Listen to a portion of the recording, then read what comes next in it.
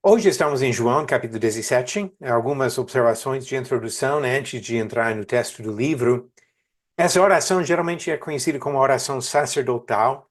Tecnicamente, Jesus se tornou sacerdote depois de voltar para o céu, mas ele intercede pelos apóstolos e outros discípulos aqui. Ele revela seus desejos mais profundos, o que ele realmente queria para os discípulos depois da partida dele para voltar para estar com o Pai. Eu acho interessante que esse capítulo apresenta, na oração de Jesus, dois temas principais, e esses dois temas parecem contraditórios, porque a palavra santidade e a palavra unidade basicamente têm significados opostos, mas ele quer as duas coisas, e é uma boa parte do que nós vamos observar no nosso estudo de hoje. Tanto na santidade como na unidade, o padrão é Deus. Devemos ser unidos como Pai e Filho estão unidos. Devemos ser santos porque Deus é santo. Pedro faz esse argumento em 1 Pedro capítulo 1, citando Levítico e dizendo que nós devemos ser santos porque Deus é santo. Então, padrão perfeito, tanto para a santidade como a unidade, é o que nós encontramos no próprio Senhor. Então, com essa pequena introdução, vamos ler os primeiros versículos aqui e depois temos algumas perguntas sobre versículos de 1 a 8. Estou lendo aqui da Revista Atualizada, que diz a partir do versículo 1. Tendo Jesus falado estas coisas, levantou os olhos ao céu e disse: Pai, é chegada a hora. Glorifica a teu filho, para que o filho te glorifique a ti. Assim como lhe conferiste a autoridade sobre toda a carne, a fim de que ele conceda a vida eterna a todos os que lhe deste. E a vida eterna é esta, que te conheçam a ti, o único Deus verdadeiro, e a Jesus Cristo, a quem enviaste. Eu te glorifiquei na terra, consumando a obra que me confiaste para fazer. E agora, glorifica-me, ó Pai, contigo mesmo, com a glória que eu tive junto de ti, antes que houvesse mundo. Manifestei o teu nome aos homens que me deste do mundo. Eram teus, tu nos confiaste, e eles têm guardado a tua palavra. Agora eles reconhecem que todas as coisas que me tens dado provêm de ti, porque eu lhes tenho transmitido as palavras que me deste, e eles as receberam e verdadeiramente conheceram que saí de ti e creram que tu me enviaste. Ok, com essa introdução dos primeiros versículos do capítulo, a primeira pergunta da noite para Bruno. Novamente, Jesus falou da hora chegada. No final do capítulo 16, ele falou da hora em que os apóstolos serão dispersos. E os apóstolos vão se espalhar. Mas o que seria o efeito dessa hora para Jesus e o Pai? O efeito dessa hora é que Jesus cumpriria sua missão de salvar a humanidade, glorificando a Deus através do sacrifício. Ok, exatamente. É um momento de confusão e angústia para os apóstolos. Obviamente, Jesus tem uma certa angústia também pelo sacrifício que ele vai fazer, mas o Pai vai glorificar o Filho vai glorificar o Pai, porque agora, por meio do Filho, ele concede a vida eterna a todos que pertencem a ele. Uma observação geral sobre isso é que, às vezes, momentos de angústia podem ser justamente os momentos em que Deus vai ser glorificado até em nossa vida. Jesus passa pelo sofrimento da cruz. Os apóstolos passam pelo sofrimento da separação de Jesus. E é justamente nessa hora que Deus é glorificado. Nós temos uma tendência de reagir mal, às vezes, às angústias, sofrimentos, perseguições que acontecem nesta vida, mas pode ser exatamente desta maneira que Deus vai ser honrado e glorificado. Então devemos lembrar que somos escravos do Senhor, pertencemos a Ele, e o que vier nesta vida é para a glória e honra do Senhor. Nós não somos importantes, mas Deus é. E Deus merece a glória até pela própria vida de cada um de nós. Ok, Bruno, obrigado. Agora, pergunta número 2, Josias. Nossa tendência é de definir a vida eterna em termos de tempo, a duração infinita. Como Jesus definiu a vida eterna aqui? Em João 17:3, ele fala, a primeira ideia da vida eterna a gente imagina uma vida sem fim, realmente. Mas ele está falando em termos de relacionamento. Quando fala que a vida eterna é esta, conhecer a ti, o único Deus verdadeiro e a Jesus Cristo, a quem enviaste. Então a vida eterna nesse caso, segundo Jesus Cristo, é conhecer a Deus e a Jesus Cristo, mantendo assim um relacionamento íntimo e profundo com Deus. Ok, perfeito. E esse ponto de relacionamento, temos visto muita ênfase nisso nos últimos capítulos aqui, nessas conversas de Jesus com os apóstolos. A relação dele com o Pai, a relação dele com os apóstolos, a relação do Pai com os apóstolos. E agora ele estende isso para nos incluir também, olhando para os outros discípulos, como vamos ver daqui a pouco em outra pergunta.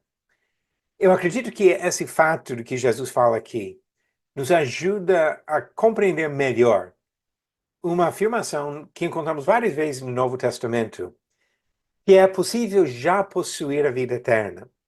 O Novo Testamento fala sobre a vida eterna, na verdade, em dois sentidos.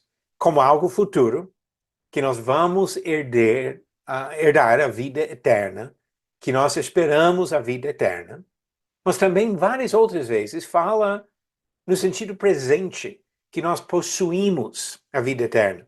Eu gostaria de mostrar alguns exemplos, isso principalmente nos escritos de João, que encontramos desta maneira.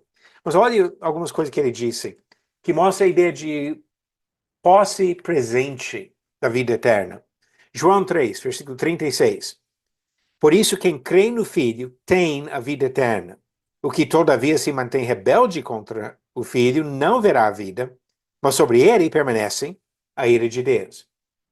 Capítulo 5, versículo 24. Em verdade vos digo, quem ouve a minha palavra e crê naquele que me enviou, tem a vida eterna.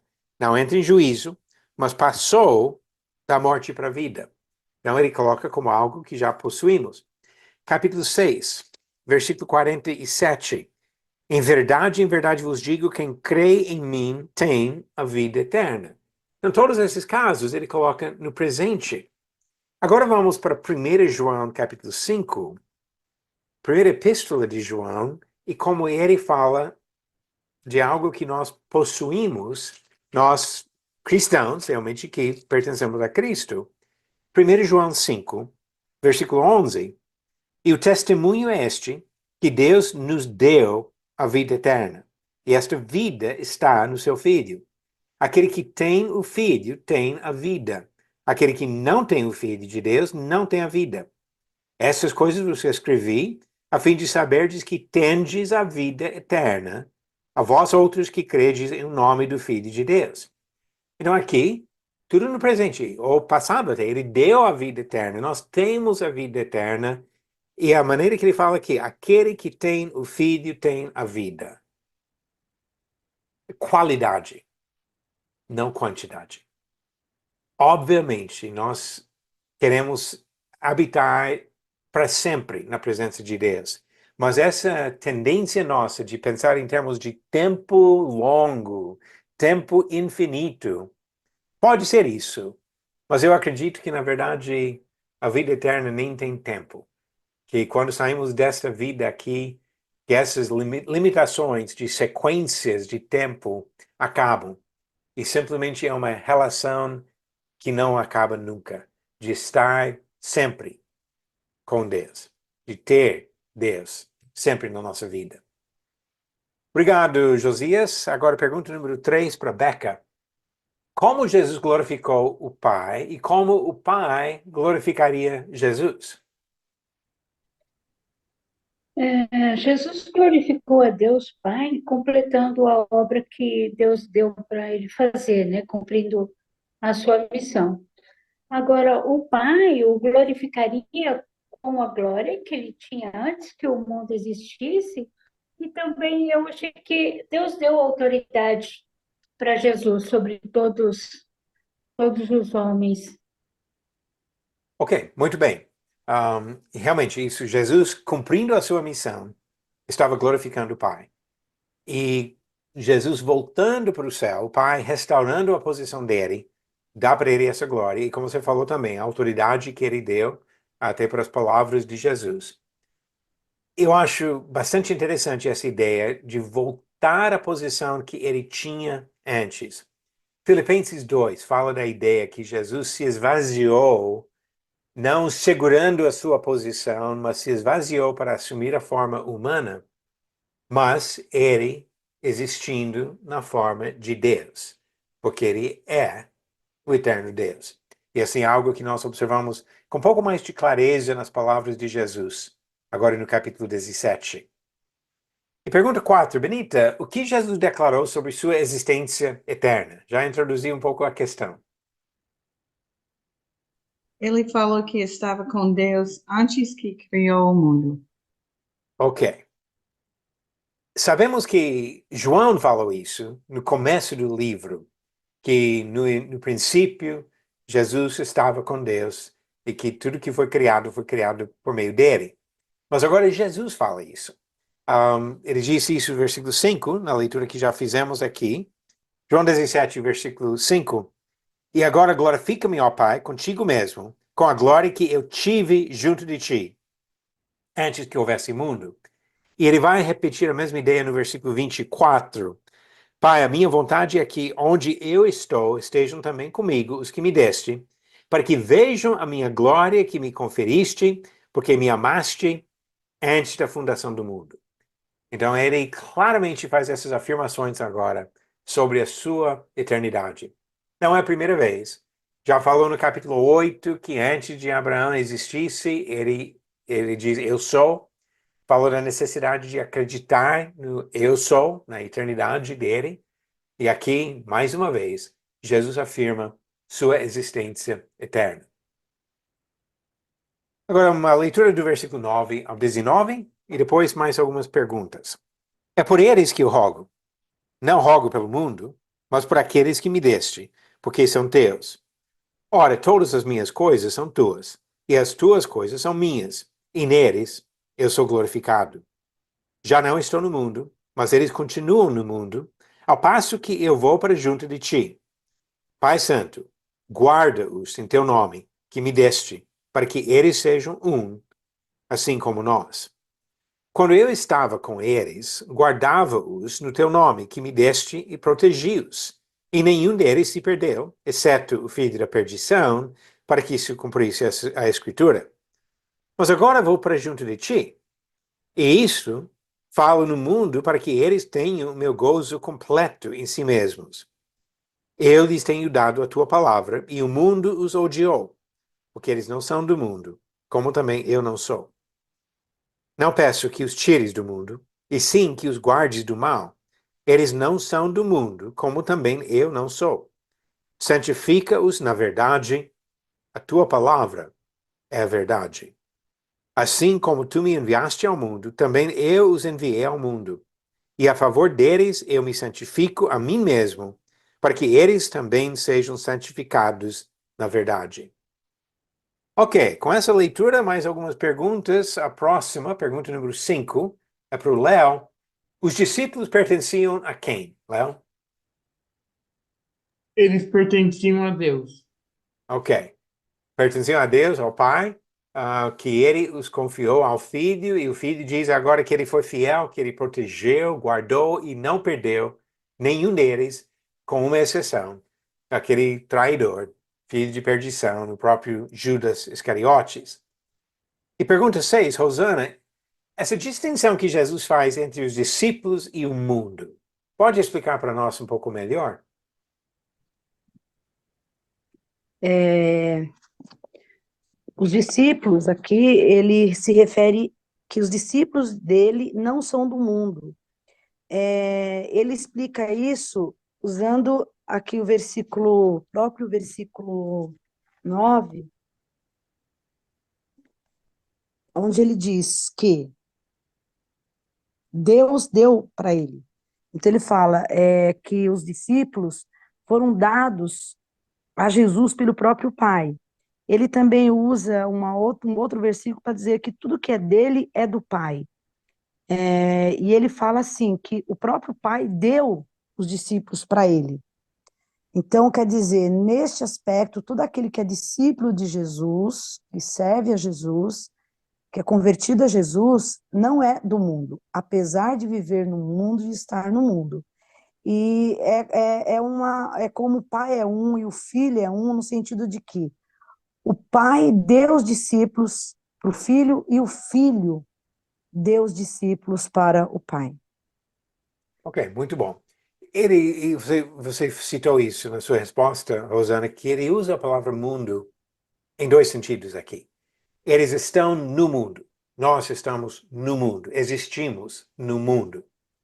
Mas não são do mundo, no sentido que não participam das coisas pecaminosas, características do mundo. E por esse motivo ele fala que são odiados pelo mundo, como também Jesus foi odiado, porque estão vivendo contra. Uma outra maneira de pensar nisso, até às vezes usamos a expressão contra a cultura. Todo cristão vive contra a cultura. Porque a cultura, como o próprio João diz, na primeira epístola dele, o mundo inteiro jaz no maligno. Quando pensamos sobre a sociedade, a cultura, o mundo, é cheio de pessoas que não servem ao Senhor. E aqui ele fala de tirar desse mundo e preservar esses discípulos que assim não participam da maldade do pecado do mundo. Mesma coisa que Deus deseja de cada um de nós. E pergunta 7, Bruno, Jesus deseja que seus discípulos se isolem do mundo? Explique.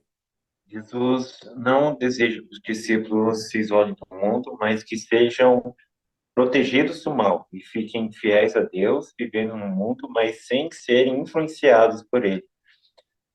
Ok.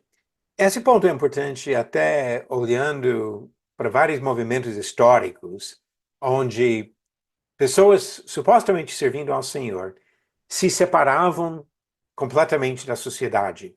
Já existia isso no tempo de Jesus. Os essênios, uma seita não citada por nome no Novo Testamento, mas foi uma seita até mais rígida do que os fariseus, que nós conhecemos bastante no Novo Testamento. Eles viviam em cidades e colônias completamente separadas, não queriam nem ter contato com os outros judeus. E ao longo da história, já houve vários momentos desse tipo, de criar colônias fechadas para manter uma santidade e uma pureza de algumas pessoas vivendo em algum lugar distinto do mundo. E pode encontrar isso em vários países, vários séculos ao longo da história. Isso não é, e nunca foi, a vontade do Senhor para os cristãos. Ele quer que os discípulos sejam luz no mundo, e assim tem que ser visíveis ao mundo. O mundo tem que ver a vida do cristão. Como nós vamos influenciar e converter pessoas a Cristo se não tiver contato com as pessoas? Então, ele não desejava isolamento dos discípulos e não deseja isso para nós. Nós precisamos de contato com outras pessoas. Agora, como você falou, ele queria guardar os discípulos do mundo para não participar das obras infrutíferas das trevas, as coisas condenadas pelo próprio Senhor. Pergunta número 8, Josias. Como Deus santifica os fiéis? Deus santifica os fiéis pela verdade. Jesus, ele fala aí no 17, do 17, pedindo para Deus santificar eles na verdade e afirmando que a palavra de Deus é a verdade. Significa separar, para o propósito santo, nesse caso, os fiéis são santificados quando recebem e vivem de acordo com a palavra de Deus, que é a verdade. E assim, por meio da obediência à palavra de Deus, a gente se torna mais semelhantes a Cristo. Muito bom.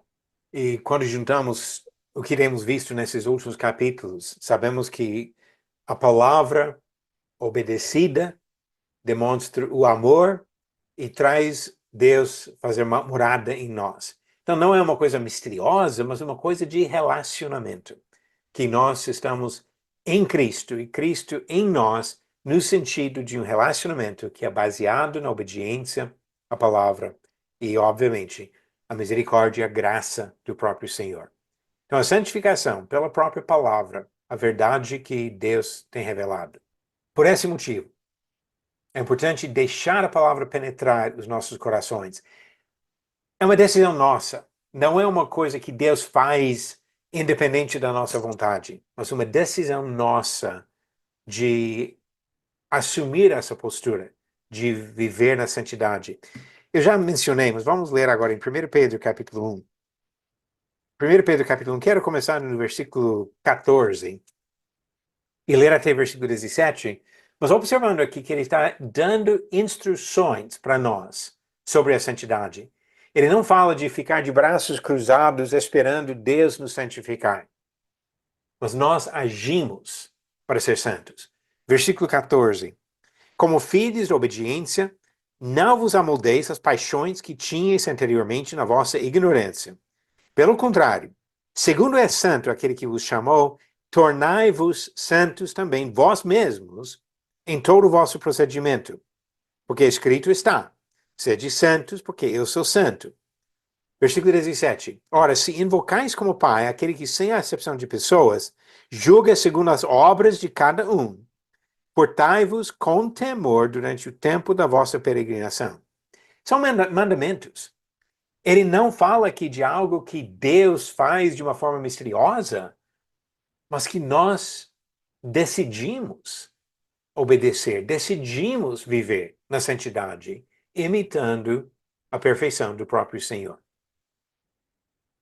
E pergunta número 9, depois da próxima leitura, vamos ler aqui do capítulo 17, versículo 20 ao 26, que nós vamos ler agora. João, capítulo 17, a partir do versículo 20 até o fim do capítulo, e depois mais algumas perguntas. Não rogo somente por estes, mas também por aqueles que vierem a crer em mim por intermédio da sua palavra, a fim de que todos sejam um. E como és tu, ó Pai, em mim, e eu em ti, também sejam eles em nós, para que o mundo creia que tu me enviaste. Eu lhes tenho transmitido a glória que me tens dado, para que sejam um, como nós somos. Eu neles, e tu em mim, a fim de que sejam aperfeiçoados na unidade, para que o mundo conheça que tu me enviaste e os amaste, como também amaste a mim. Pai, a minha vontade é que onde eu estou, estejam também comigo os que me deste, para que vejam a minha glória que me conferiste, porque me amaste antes da fundação do mundo. Pai justo, o mundo não te conheceu. Eu, porém, te conheci. E também estes compreenderam que tu me enviaste. Eu lhes fiz conhecer o teu nome e ainda o farei conhecer, a fim de que o amor com que me amaste esteja neles, e eu neles esteja. Relacionamento. Claramente um ponto aqui bastante enfatizado. Agora, pergunta sobre isso. Pergunta número 9, Beca. A intercessão de Jesus nessa oração se limitava aos apóstolos ou inclui outras pessoas? Explique. Não se limitava apenas aos apóstolos, né? Porque ele mesmo fala no versículo 20. E ele era estendida também a quem viesse a crer em Jesus por meio da mensagem deles. Ok, exatamente. Ele é muito específico nisso, que não se limita aos apóstolos. Temos observado que, no geral, nesses capítulos de João, ele está falando com os apóstolos. Quando ele falou que o Espírito Santo ia guiá-los em toda a verdade, foi algo que ele falou para os apóstolos, até relembrando que Jesus já havia falado com eles. Mas aqui, ele faz questão de falar que esse desejo da santidade e unidade se estende a todos que vão chegar a crer em Jesus por intermédio dessa mensagem pregada. E assim, a vontade dele para os apóstolos é a mesma vontade que ele tem para conosco hoje em dia. Pergunta 10, Léo, além da santificação, o que Jesus deseja pelos seus seguidores? Que todos sejam um só. Ok, a unidade deles, imitando aqui, versículo 21, a unidade que Jesus tem com o Pai. Que desafio que ele apresenta nisso? Porque nós sabemos que o Pai e Jesus concordam em tudo. E o que nós buscamos é de chegar ao ponto de concordar em tudo. Tudo que pertence ao Senhor. Agora, na nossa imperfeição, não alcançamos perfeitamente isso, mas é objetivo. O alvo para todos nós é de chegar a concordar. Não porque eu vou ceder a sua opinião ou você vai ceder a minha opinião, mas porque eu vou ceder à vontade de Deus e você vai ceder à vontade de Deus, e assim nós vamos ser unidos a Ele, e por esse motivo, unidos uns aos outros. Então, novamente, a relação de Deus com Jesus, Pai com Jesus, é a base da nossa unidade. E isso vai ter um impacto. Pergunta 11, Benita, qual seria o efeito desejado da perspectiva do mundo pela unidade dos discípulos? Que iam crer que o Pai enviou o Filho. Ok. Isso vai criar a fé neles, que crer que Jesus foi enviado pelo Pai. Eu acho até interessante que, voltando para o capítulo 16, os apóstolos chegaram a essa conclusão sobre Jesus porque ele mostrou que sabia todas as coisas. Então, eles que conviviam com Jesus, ouvindo o ensinamento, e especialmente quando ele disse no capítulo 16 que ia falar com clareza, não com mais parábolas e ilustrações. Eles falaram, agora nós entendemos que sabe todas as coisas e realmente veio do Pai. Agora, o mundo chega a essa mesma conclusão observando a unidade dos discípulos de Cristo, que traz um peso de responsabilidade sobre nós. Se vivermos divididos com ódio entre irmãos, não estamos refletindo essa unidade do Pai e não estamos comunicando a mensagem que Ele quer para o mundo. O amor fraternal é fundamental para cumprir a missão que o Senhor deu para nós. Mais uma, acabei de falar sobre esse ponto, esqueci que eu tinha colocado aqui o texto, mas o que ele fala aqui, versículo 21 e 23, que o mundo teria como referência a unidade dos próprios discípulos, dos próprios servos do Senhor. Ok, pergunta número 12, Rosana. Para cada pessoa ou grupo aqui, determine se conhece o Pai ou não e por quê. Jesus conhece o Pai? Sim, Por quê? ele conhece, porque ele veio do Pai, né? Nós lemos várias passagens e o 25 fala: eu, porém, te conheci e também estes compreenderam que tu me enviastes. Então, sim, Jesus conhece o Pai. Ok, Conhece conhece de uma tudo. forma melhor do que qualquer outro, com certeza. E os apóstolos conheciam o Pai? Jesus enfatizou algumas vezes que quem vê a ele, vê o Pai. Mas a gente sabe que isso não é literal. O conhecimento do Pai também pode ser adquirido através do conhecimento da palavra de Deus. Então, assim, no sentido figurado, se nós conhecermos a Jesus, também podemos conhecer o Pai. Não da maneira que Jesus conheceu, mas de uma maneira onde conhecer a natureza do Pai, a natureza de Deus. Ok, exatamente, porque Jesus reflete perfeitamente o caráter do Pai. E o mundo? Conhece o Pai? Não, o mundo não conhece o Pai porque não reconheceu Jesus. Então, todo aquele que não reconhece Jesus como Filho de Deus, não busca conhecer a Jesus, automaticamente também não conhece o Pai. Muito bom.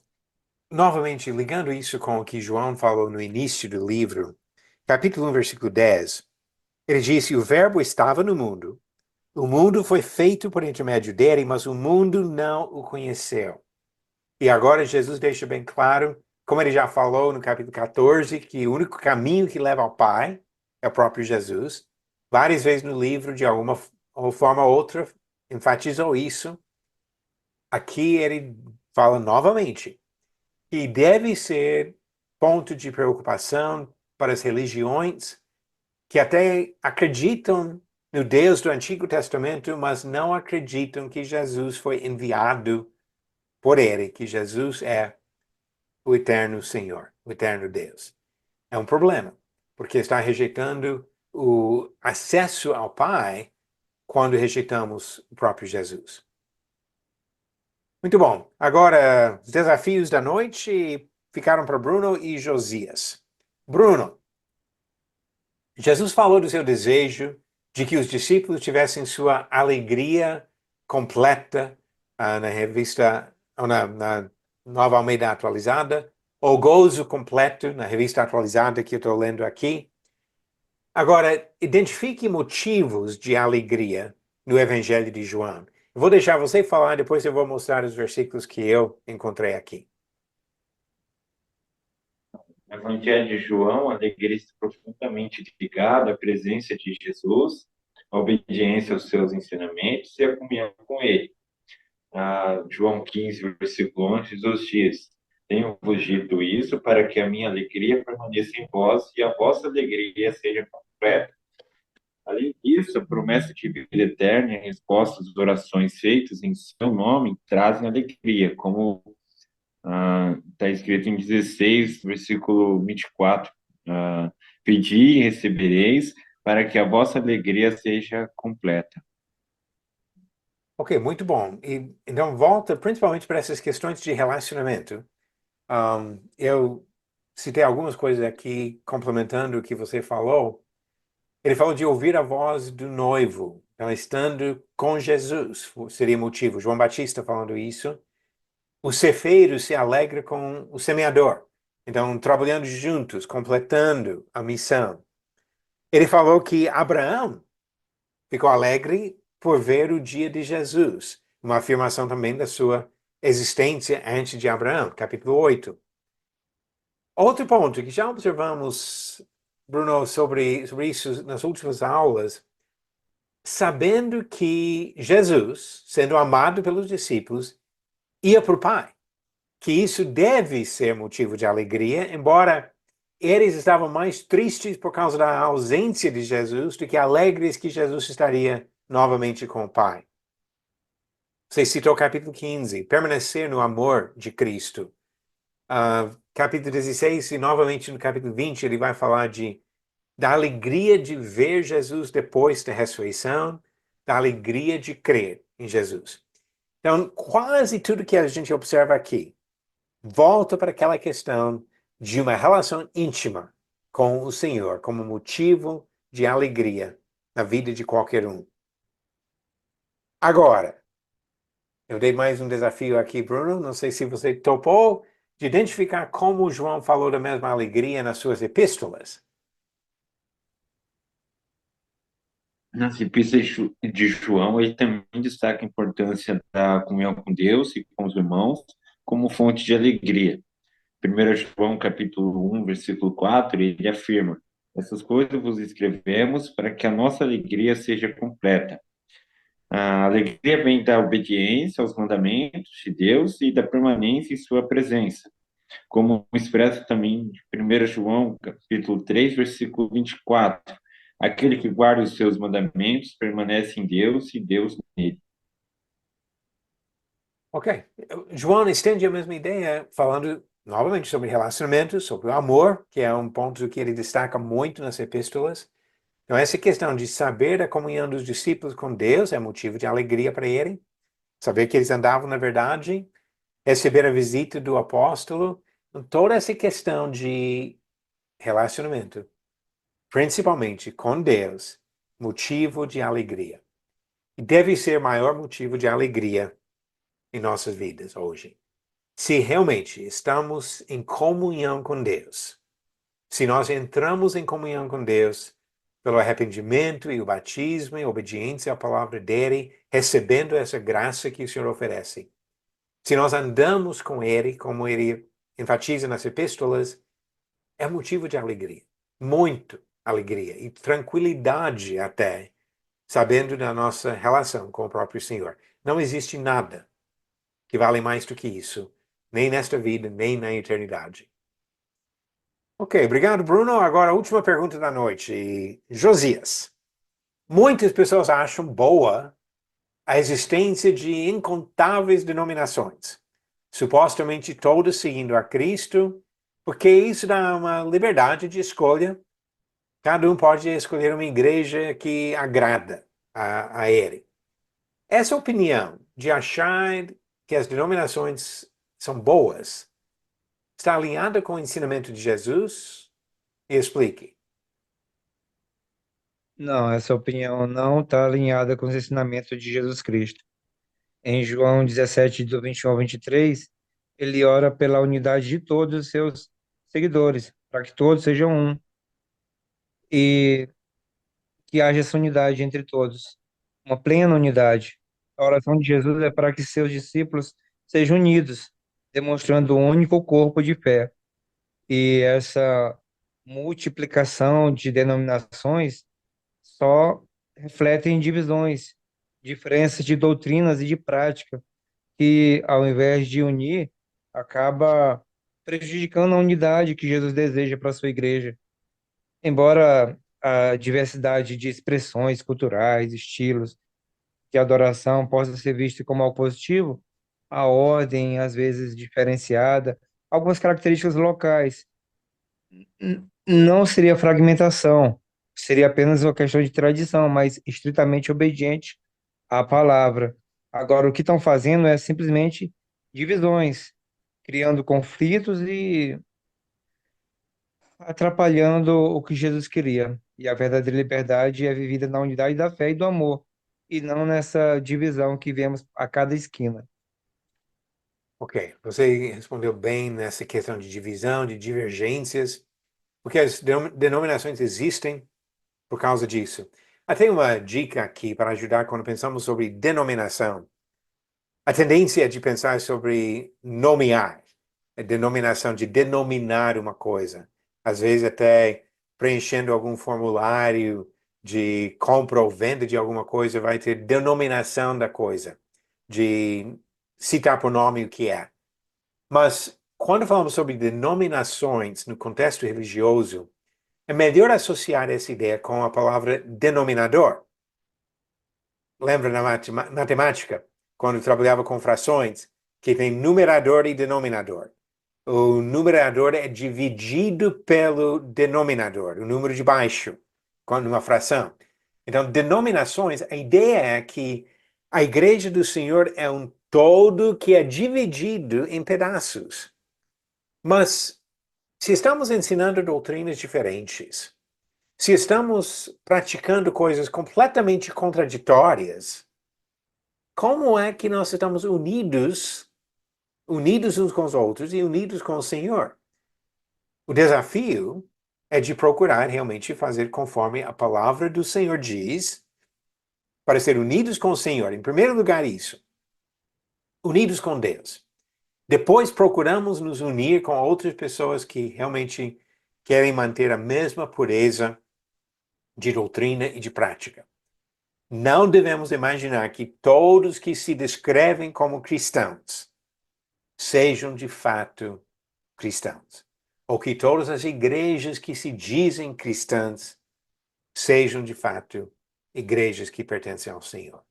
Muitas vezes são grupos fundados por causa de desvios doutrinários, divergências do Senhor, e nós não devemos aceitar nenhum desvio da vontade do Senhor.